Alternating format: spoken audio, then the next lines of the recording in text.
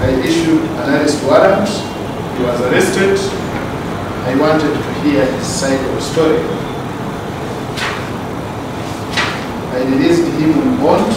Agamba nti Brody yali asasula mukyala w'obukadde 10 kyokka Sserwajje n'amugamba okumwongerako obukadde 2 obw'okwebezaawo. We agreed to, and she started paying the 2 million alongside the 10, making it 12 million. The wife got a loan from the bank, which she states that she used that money to build those buildings. Evast yakomawo yaddukira walasi wa Kampala Amina Lukanga n'alagira Brody okwongera obukadde 5 okuwera obukadde 15. Agamba nti bwe banaaba tebategedde ssente mmeka eziva mu bizimbe tebajja kusobola kumalawo nkaayana zino. If you say we collect 45 million, another one says we collect 75 million. Why wouldn't you want the commission to visit the locus and ascertain exactly how much is collected if you are truthful? Pulida wa Brody bamwite agambye nti mu kifo kya Evans okuddayo mu maka ge yagenda n'omusiguze era nti ensonga zino zaatuuka ne mu bannaddiini naye ne zirema. So they went before a Reverend Dennis. I was also invited as I've been already here. So when I attended the church, was mediation, they agreed that she be given 10 million. Agamba nti tasobola kusigala wa musiguze ate n'asigala ng'amulabirira. So he says, no, but I cannot continue paying you money, maintaining you, when you are staying at another man's place. Ye mwetise agamba nti agenda neyewola ssente empitirivu okuzimba amayumba agabakayanya nga zirina okusasulibwa.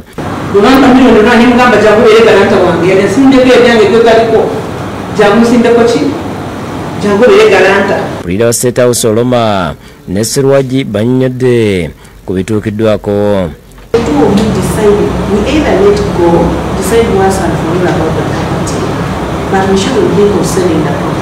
Because it is a future investment for all the children. Mutebi Sulaimani yakusakidde Gweno ku Lwabukedde TV. N'ensonga z'abafumbo nga tuzitadde ebbali ate omuliro gugambibwa okuba bagobodde ku masannyalaze gukutte ne gusaanyawo ebintu bya bukadde na bukadde ku ssomero lya Kisache Nursery and Primary School Emmengo Kakeeka. Eky'omukisa omulungi teri muyizi afiiriddemu naye ng'ebintu byonna bisaanyeewo. Nabambula w'omuliro akutte essomero lya Kisache Nursery and Primary School Emmengo Kakeeka okumpi n'akatale k'Emmengo n'aleka ebintu bya bukadde na bukadde nga bisirise.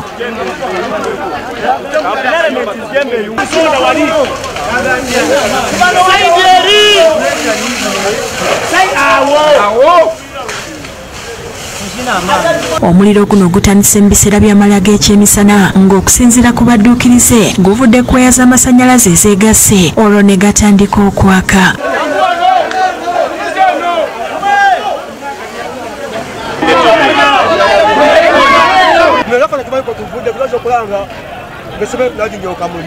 Amasannyalaze gabaluse omulundi gumu omuliro ne gutandika okwaka. Adde wabwera awo ngo ndaba omukka gutandise okumyoka. Nengamba abaana kirabika bali mu kujja omuliro nenziruka speed nga kibadde kituufu abaana nga batandise okuva eri kudda wali ku geeti.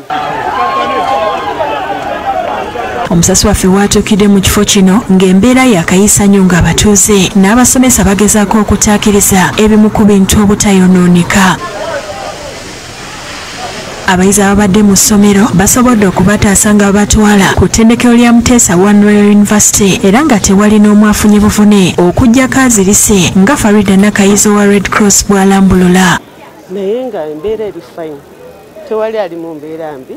Omwana twamurescue. Beegatiddwako poliisi y'abasimya mooto era basanze akaseera akazibu okuzikiza omuliro guno kuba obwedda gye bavanga gye gudda kibawaliriza okwongera ku bimotoka by'amazzi okutuusa lwe bagusinziza amaanyi. Poliisi esanze akaseera akazibu okugoba abantu ababadde mu kifo kino baleme okukifuniramu obuzibu era nga wabaddewo okuwanyisiganya nabo ebigambo.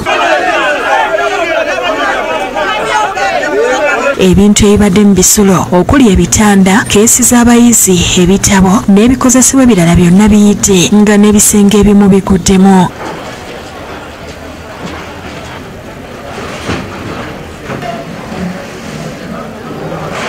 Ekyewuunyisiza abadduukirize kwe kuba nti Bayibuli ne Korani ezibadde mu kifo kino zo tezituukiddwako nnimi za muliro. Bazadde b'abaana batuuse mu kaseera mpawekaaga okulaba ogubadde era bano okuli Ibrahim Kiza basobeddwa ekyokuzaako kuba babadde baakasasula fiizi. Abadduukirize banenyeza abakuumi b'essomero be bagamba nti singa babakkiriza okuyingira nga gwakatandika tebandifiiriddwa bintu bino byonna. Abaana badde mu classes.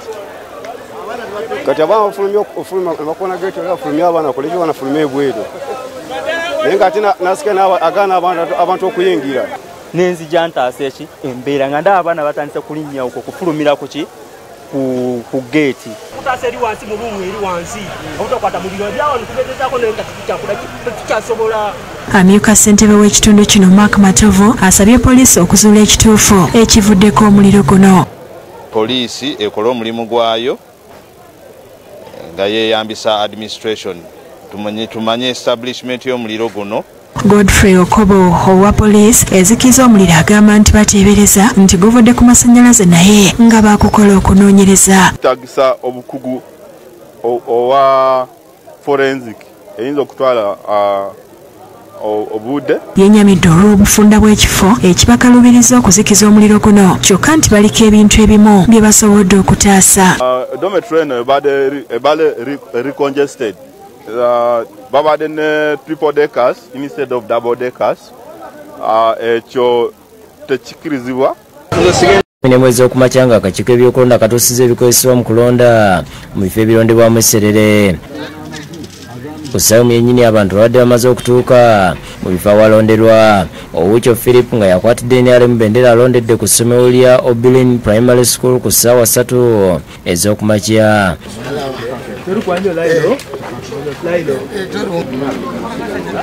This is a winning vote.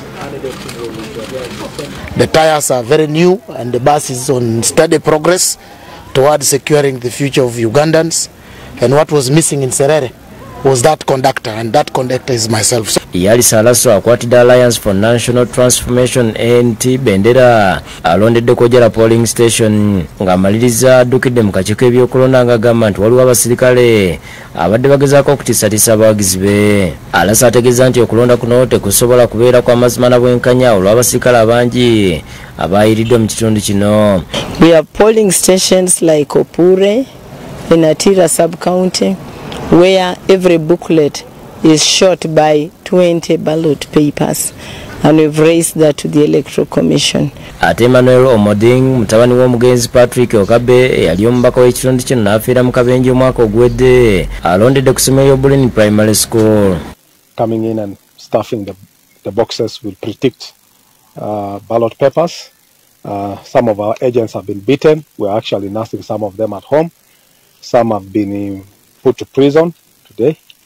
So we're just all sad. Omwogezi w'akakiiko ebyokulonda mu ggwanga Paul Bukenya agambye nti okulonda kutambudde bulungi wadde nga bafunyeyo okwemulugunya okutonotono. Waliwo okwemulugunya siruze nfunye ebintu ebito siru yange emu yamenyese mu ntambuza y'eboxi zino watera okubeerawo buli kesi zonna zonna ezibeerawo tuzireportinga kubanga esobola okuvaako ensonga esobola okufuuka ensonga mu kitundu ekyokulonda. So awo wetwatandikidde wetwatambulidde era wetuli. By'ebyokwerinda binywezeddwa nnyo naye nga okusinziira ku poliisi y'ekitundu kino omuntu omu akwatiddwa ng'agezaako okugabira abalonzi ensimbi. Tufunyeyo omuntu omu ekateeta awadde agezaako oggula obalonzi ne tumukutte. Okulonda olukomekerezeddwa ne batandika okubala akalulu okufuna omuwanguzi. Omodi Elai Labe. Wauchon Elai Abud Mwonge yakusakidde eggulu lino. 15 16 17 katulindirire ebyo byonna babalangiridde era tujja kuba tubatuusaako omuntu oyo anaabawangudde. Nzikiriza mukadde kano tusooke tuwummulemu. Tukyalina amawulire mangi gotatandire kusubwa tovaawo. linda ne bino mugataliiko nfuufu bazitesoka nompa emanga tonadunda yenyonta esuse kodia abasoga myuse nenkalamageri wanenyola tonyambe ompeyo kuema. RDC alagidde ssentebe yeyanjule mu ofiisi ye ebintu bya gavumenti ebisangiddwa mu ssomero lye bimuzaalidde leenya. Ate essomero lya private.